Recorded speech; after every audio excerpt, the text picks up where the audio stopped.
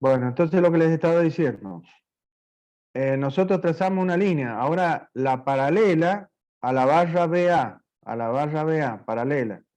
Sobre esa línea paralela, sobre esa línea, elijo un punto cualquiera, supongamos que sea el mismo 0A, el mismo punto. Entonces, a partir de ese punto, sobre esa línea, vamos a trazar a quién? Al vector aceleración normal de B respecto de A, que va a ser un vector que va a estar acá, paralelo a este que tengo acá, paralelo. ¿Mm? Va a llegar hasta por aquí. Bien, por el extremo de ese vector voy a trazar ¿a quién? A la aceleración tangencial de B respecto de A, que es trazar la perpendicular a la barra BA. Pero ahora, ¿por dónde? Por el extremo del vector aceleración normal. Entonces, trazamos la línea correspondiente por ese extremo. Bien. Y a partir de ese punto, vamos a trazar al vector aceleración tangencial de B respecto de A, que va a tener el módulo que son de 7,2 centímetros en centímetros, y va a estar hacia la derecha. ¿Por qué? Y porque nosotros no hemos dado que la aceleración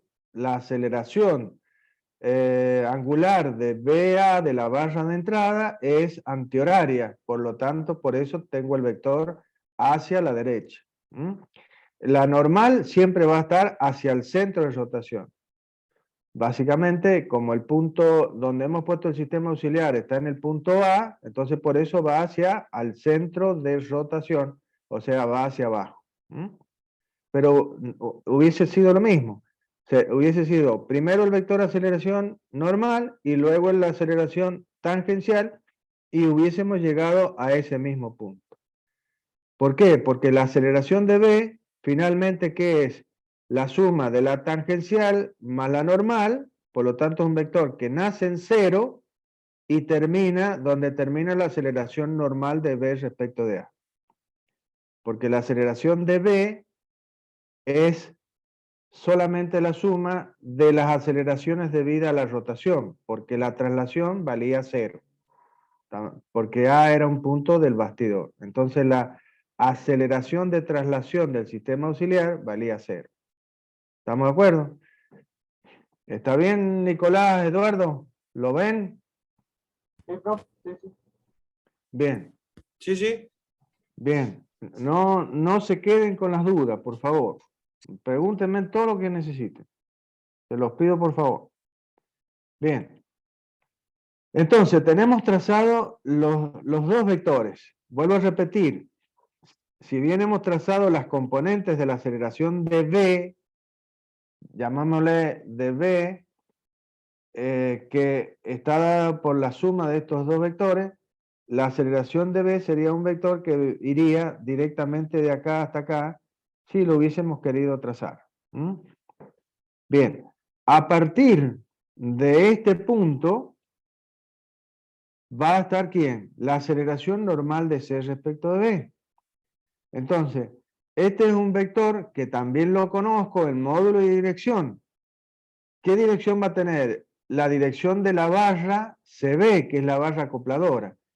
¿Y qué dirección tiene la barra acopladora? Y es una barra que está en este momento horizontal, paralela al eje X. ¿Y qué dirección tiene? Y va a tener dirección hacia la izquierda. ¿Por qué? Porque mi sistema auxiliar está puesto en B. Entonces va hacia el centro de rotación. Es lo que vamos a hacer ahora. Entonces, por el extremo de la aceleración normal de B respecto de A, vamos a trazar una línea que va a ser paralela a la barra CB. Como es paralela y va a ser horizontal, como dije, y a partir de donde termina la aceleración normal de B respecto de A, nace el vector aceleración normal de CB, que también lo voy a expresar por tantos centímetros como sea el módulo obtenido a través de la misma escala que usa. Entonces, trazo el vector aceleración normal en dirección, en sentido y en módulo. Bien, ¿qué me está faltando en esa ecuación? En ese miembro, en ese segundo miembro de la ecuación, y la aceleración tangencial. ¿Qué conozco de esta aceleración tangencial? Y conozco la dirección nada más, no conozco el módulo. Entonces, ¿qué es lo único que puedo trazar? Y la dirección de esa aceleración. ¿Y qué dirección tiene la aceleración tangencial? De entrada sé que es perpendicular a su normal, entonces no queda otra que por donde termina la aceleración normal de C respecto de B, trace una línea que sea perpendicular a la normal. ¿Está bien? A la normal. Porque esas dos aceleraciones son siempre perpendiculares. Pero también sé que la aceleración tangencial es tangente a la trayectoria que sigue el punto C cuando la barra CB rota respecto al punto B. Por lo tanto, perpendicular al radio CB, que es el mismo eslabón. Por lo tanto, por aquí deberé trazar una perpendicular al eslabón CB, que es lo que está indicado acá. Entonces, donde termina la aceleración normal de CB, trazo la dirección de la tangencial, que es la de la perpendicular al eslabón CB. ¿Mm?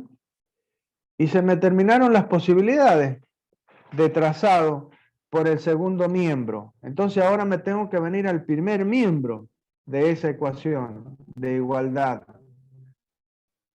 Me vengo ahora al primer miembro de la ecuación.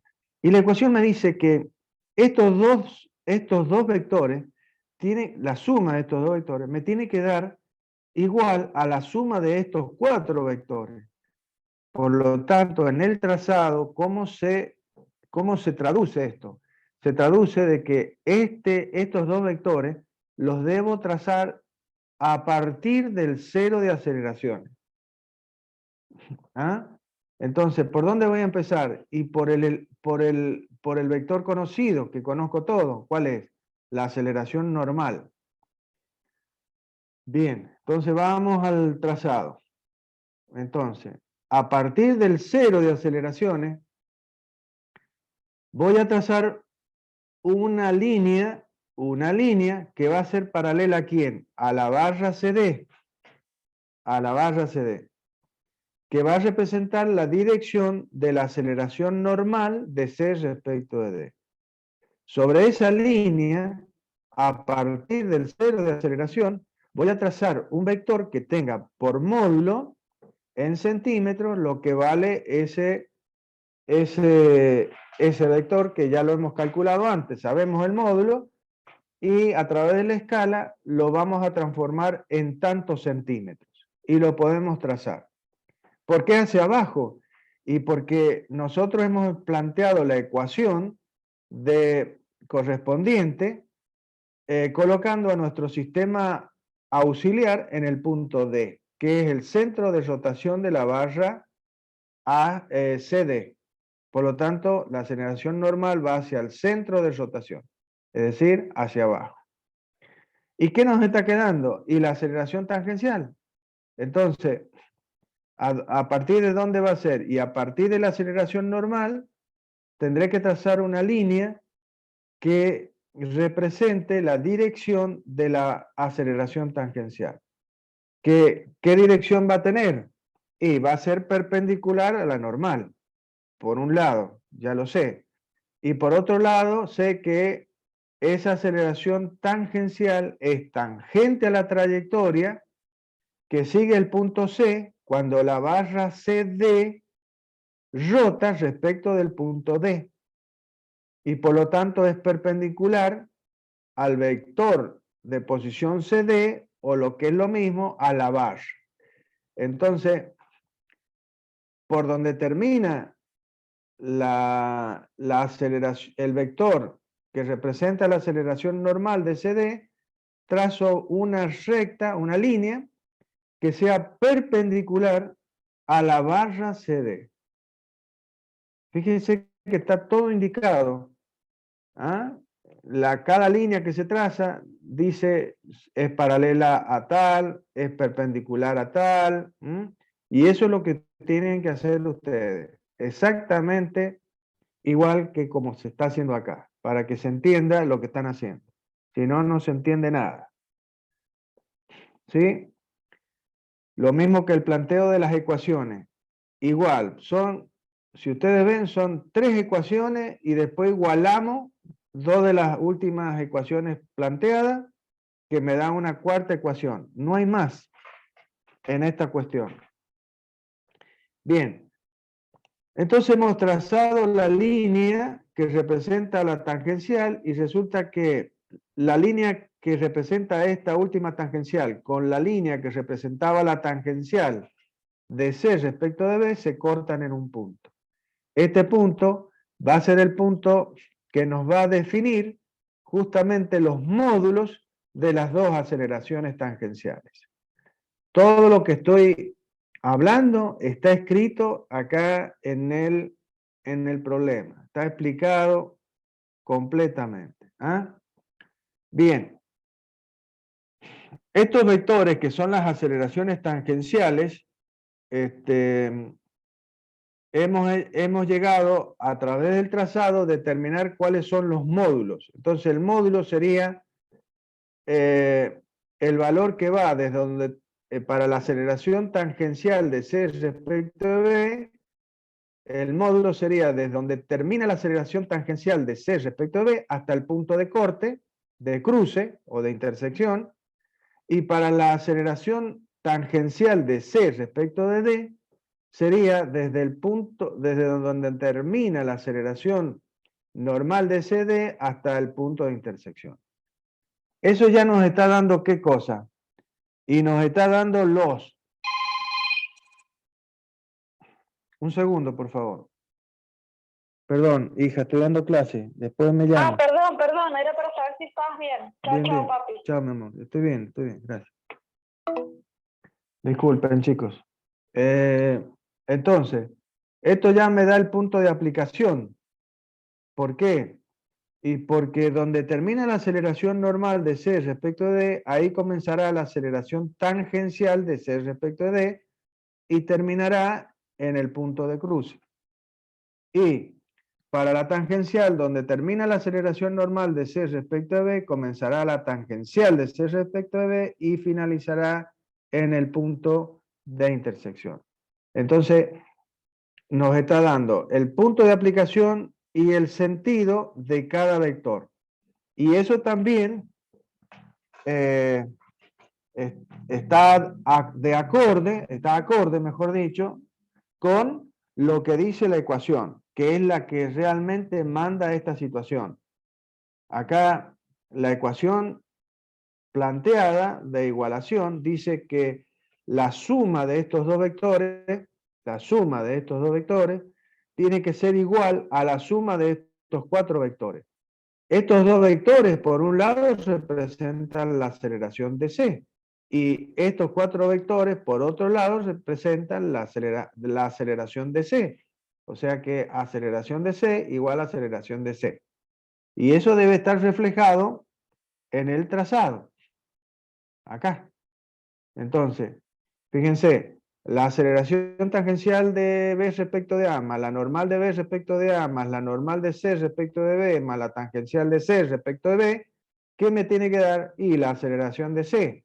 ¿De dónde va la aceleración de C? Y desde el cero de aceleración hasta el punto de corte. Y por otro lado, la misma aceleración de C es la suma de dos vectores, de la normal de C respecto de D, más de la tangencial de C respecto de D. Ahí lo tiene. ¿Estamos de acuerdo? Entonces, lo que dice la ecuación, está expresado en este trazado vectorial. Bien, espero que lo hayan seguido bien. Esto se repite, lo voy a seguir repitiendo, nada más. Bien. ¿Qué es lo que he obtenido acá? He obtenido el módulo de la aceleración tangencial de C respecto de B, que es el producto vectorial de la aceleración angular, alfa CB, por el radio. ¿Y qué es lo que no conozco yo? ¿Qué es lo que no conocía yo para poder trazar este vector? Y la aceleración angular de CB. Entonces, de este trazado la voy a poder obtener. ¿Cómo? De la misma manera que obteníamos las velocidades angulares. Entonces, yo mido este vector, aceleración tangencial, que está en escala, y está en tantos centímetros. Lo mido, ¿cuántos centímetros es? Entonces, le aplico la escala. Nosotros dijimos que 2,25 centímetros representaban 0,22,5 metros por segundo al cuadrado, porque usamos la escala 0,1 metro por segundo cuadrado, están representados por 1 centímetro. Entonces, si estamos midiendo acá 9,9 sería 9,9 centímetros, sería la aceleración de C respecto de D, sería este vector largo que está acá. Entonces, si 2,25 centímetros son 0,25, entonces 9,9 centímetros son 0,99 metros por segundo cuadrado. Es una regla de 3 simple. Lo podemos sacar así o aplicar la escala, que es lo mismo. Como a muchos les cuesta aplicar la escala, nosotros hemos hecho esto, que es la escala, pero expresada en una regla de 3 simples. Bien, entonces, este vector vale 0,99 metros por segundo cuadrado. Lo mismo lo hacemos para este vector de CB. Y lo mismo, 2,25 centímetros, 0,22 metros por segundo cuadrado, 3,2 que vale este vector y van a ser 0,32 metros por segundo. Entonces, una vez que yo tengo cuánto valen las aceleraciones tangenciales, de ahí despejamos a la aceleración angular. Entonces, la aceleración tangencial es alfa por el radio, por lo tanto, alfa va a ser la aceleración tangencial dividida en el radio, y de ahí despejamos el valor, obtenemos el alfa de CD. Acá debería, en vez de haber sido producto cruz, acá una X, tendría que haber sido un puntito. ¿Sí? De cualquier manera, fíjense que no hay rayita arriba, es decir, que esto es un producto escalar. Acá es un producto vectorial, pero acá es un producto escalar. Bien, ahí hemos obtenido el valor de la aceleración angular de la barra de salida de la balancín, que es lo que pedía el problema. De la misma manera podríamos haber hecho, que no lo hemos hecho acá, pero se puede hacer, por supuesto, haber obtenido la aceleración angular de la barra CB, que es la barra acopladora. Entonces, 0,32 dividido en la longitud de la barra acopladora y nos da la velocidad angular de la barra acopladora. De la misma manera. Bien, sigamos con el mecanismo de manivela biela corredera. Como ustedes verán, el mecanismo de manivela biela corredera, que es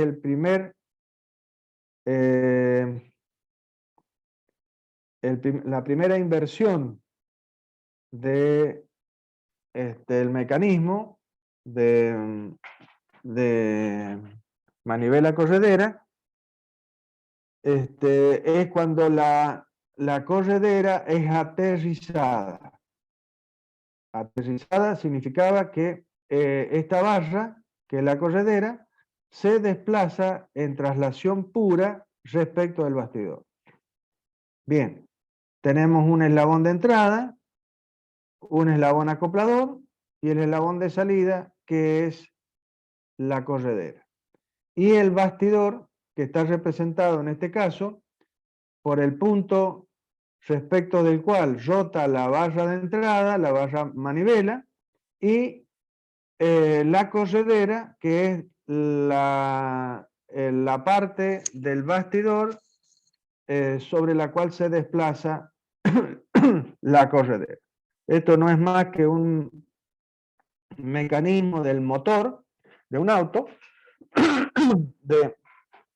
de combustión interna alternativo o el caso de un compresor, dependiendo si sobre la corredera actúa una fuerza de gases, por ejemplo, que lo hacen mover, o sea que el ingreso del movimiento es a través de la corredera, o si al revés, la corredera genera un movimiento sobre algo, o en este caso ya sea aire o ya sea líquido, porque también podría ser una bomba de desplazamiento positivo, no solamente un compresor, podría ser una bomba que usan en las bodegas, por ejemplo, para trasegar vino.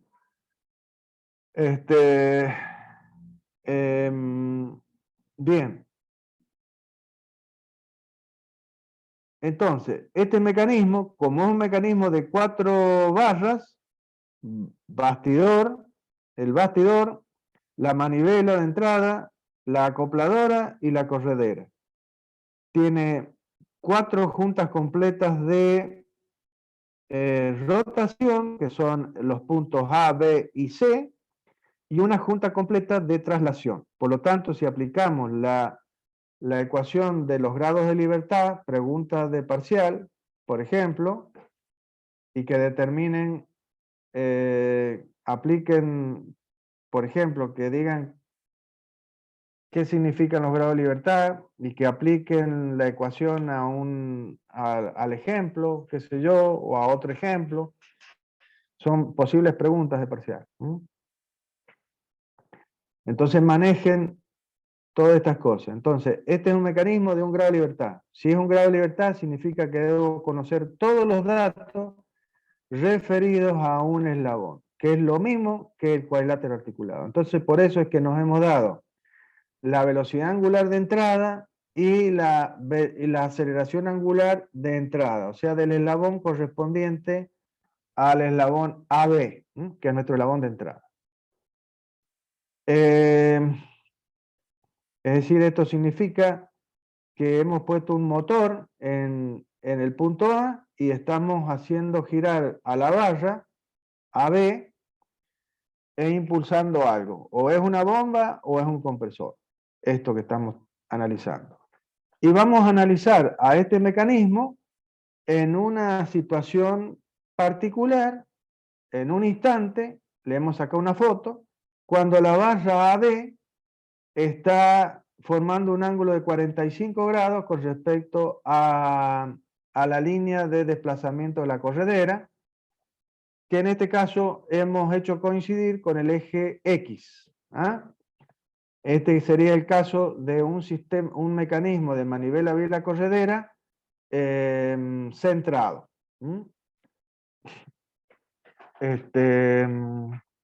Bien, ustedes saben ya qué es lo que es centrado.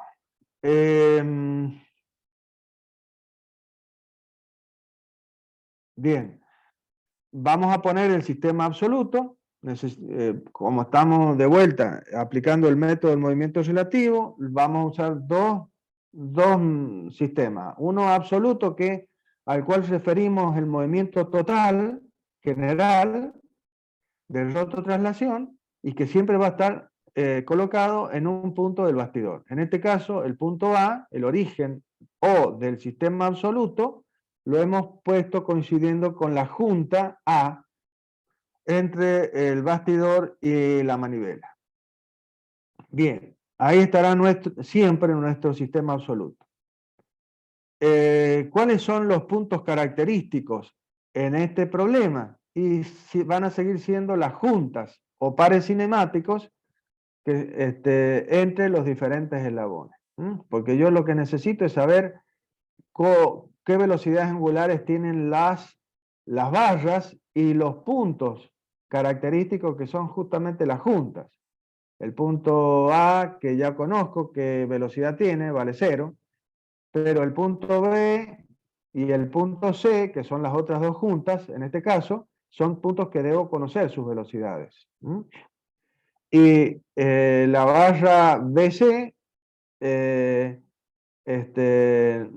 también debo conocer su velocidad angular. Entonces, desde el punto de vista cinemático, las variables desconocidas acá son la velocidad angular de la barra, BC, y la velocidad lineal del punto C, que es la velocidad lineal de ¿quién? De la corredera, que va a ser la velocidad del punto C. Esas van a ser nuestras incógnitas acá. ¿Cómo van a ser, entre quiénes van a ser, vamos a plantear las ecuaciones? Y lo mismo que en el caso del cuadrilátero, va a ser entre los puntos que definen a un eslabón, que son los nodos correspondientes. En este caso de la barra B será el nodo A y el nodo B para la barra AB. Y para la barra acopladora, BC, y será el nodo B también, que es un centro instantáneo para la barra A y para la barra B, BC, y el punto C, que en el caso de la acopladora sería el mismo punto B, quiero decir, y el punto C. Y como vemos, la distancia, ya sea entre A y B y entre B y C, se mantienen constantes. Por lo tanto, seguimos dentro del caso 1. Es decir, el sistema auxiliar que vamos a utilizar va a ser un sistema auxiliar que se va a tener como propiedad la de poder trasladarse únicamente, sin rotar. Cuando lo pongamos en A y va a estar quietito ahí, no le va a quedar otra que quedarse quietito. Y cuando lo pongamos en B, como está puesto acá, y va a ser un sistema auxiliar que cuando el punto B siga la trayectoria circular alrededor del punto A, debido a la rotación de la barra B, este sistema auxiliar va a seguir esa trayectoria, el origen de este sistema, va a seguir esa trayectoria, pero los ejes X1 e Y1 siempre se van a mantener paralelo a sí mismos. Es decir, paralelo en este caso al sistema absoluto. ¿Y por qué? Y porque lo que vuelvo a repetir, lo que quiero ver desde este sistema auxiliar X1 y 1 puesto en B es cómo rota la barra BC. ¿Cómo rota la barra BC? Porque la única posibilidad de movimiento que hay entre el punto B y el punto C, en este caso, es debido a la rotación de la barra, porque estos dos puntos se mantienen siempre a la misma distancia. Es decir, no hay movimiento relativo entre B y C, solamente debido a la rotación. Entonces, por eso este sistema auxiliar se va a mantener siempre paralelo, va a ser solamente traslación curvilínea para ver esa rotación de este sistema auxiliar.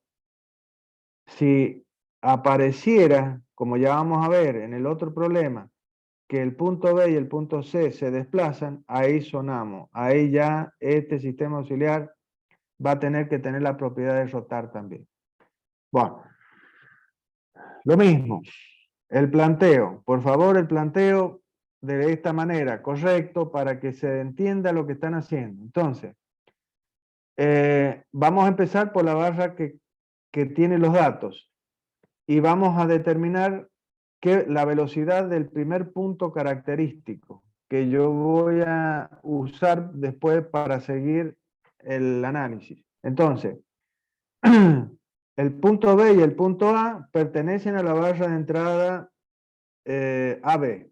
Ahora, de esa barra conozco qué velocidad tiene uno de los nodos, que es el nodo A. ¿Por qué? Porque es el centro de rotación de la barra AB. Por lo tanto, su velocidad va a ser 0. pero no conozco la velocidad lineal debido a la rotación que tiene este punto, o sea, el otro nodo de la misma barra. Entonces, por eso vamos a plantear la ecuación de diferencia de velocidades entre estos dos puntos. Bien. Un segundo, por favor. Bien. Entonces, colocamos nuestro sistema auxiliar con el origen en el punto A y planteamos la ecuación de diferencia de velocidades. La velocidad de este punto, que pertenece a esta barra, va a ser la velocidad del punto A, que también pertenece a la barra, más la velocidad relativa que tiene el punto B respecto del mismo punto A. Entonces, la velocidad de rototraslación del punto B, mirada desde mi sistema absoluto, xy, va a ser la velocidad que tiene de traslación el punto A, o sea, el origen del sistema auxiliar, trasladándose respecto de mi sistema absoluto xy, cosa que en este caso no existe porque el punto A es un punto del bastidor, más la velocidad de rotación pura que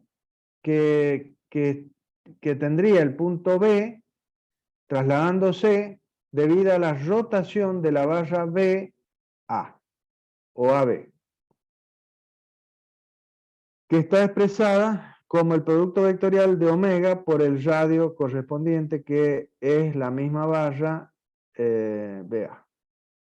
Bien, como lo hemos dicho un montón de veces ya, la velocidad de A vale 0. La velocidad de traslación absoluta del origen del sistema auxiliar vale 0. Y nos queda la velocidad debida a la rotación de la barra BA, que vale omega por el radio. Que en este caso la conozco en módulo, dirección y sentido, porque conozco omega, conozco el radio, entonces vale 2,5 metros por segundo. ¿Y qué dirección va a tener? Y como ya sabemos, va a tener la dirección de la tangente a la trayectoria que sigue el punto B cuando la barra AB rota respecto al punto A. Por lo tanto, perpendicular a la barra. ¿Y qué sentido? Y va a ser el que marca omega. Entonces va a ser un vector que va a estar hacia abajo, hacia la derecha y hacia abajo. ¿Ah?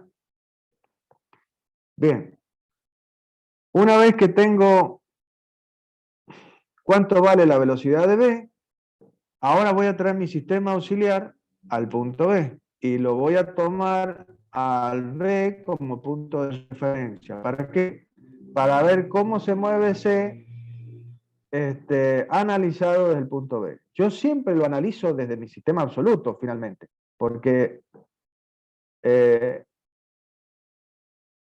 la ecuación de diferencia de velocidades finalmente me da cómo se mueve el punto C desde mi sistema absoluto. Pero acuérdense que en vez de mirar este vector que parte en A y termina en C, miro el camino que va al mismo punto C, pero pasando por el punto B. Entonces, por eso es que la velocidad de este punto C es la que tiene el punto B trasladándose alrededor, siguiendo una trayectoria circular alrededor del punto A, que define la traslación absoluta del origen del sistema auxiliar, acá lo vemos bien, más la rotación que tiene, o sea, el desplazamiento que tiene el punto C debido a la rotación que la barra CB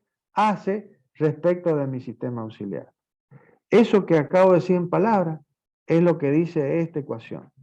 Hemos planteado la ecuación de diferencia de velocidades de C mirada desde B. Entonces dice, la velocidad absoluta del punto C mirada desde mi sistema absoluto, xy, es la que tiene el origen del sistema auxiliar trasladándose curvilíneamente más la velocidad de rotación que debida a la rotación de la barra CB alrededor del punto B. O sea, la velocidad de traslación o tangencial o lineal que tiene el punto C debido a la rotación de la barra CB respecto del punto B, como si el punto B fuera un punto fijo ahí y la barra BC desconectada de esta barra corredera rotase libremente alrededor del punto B.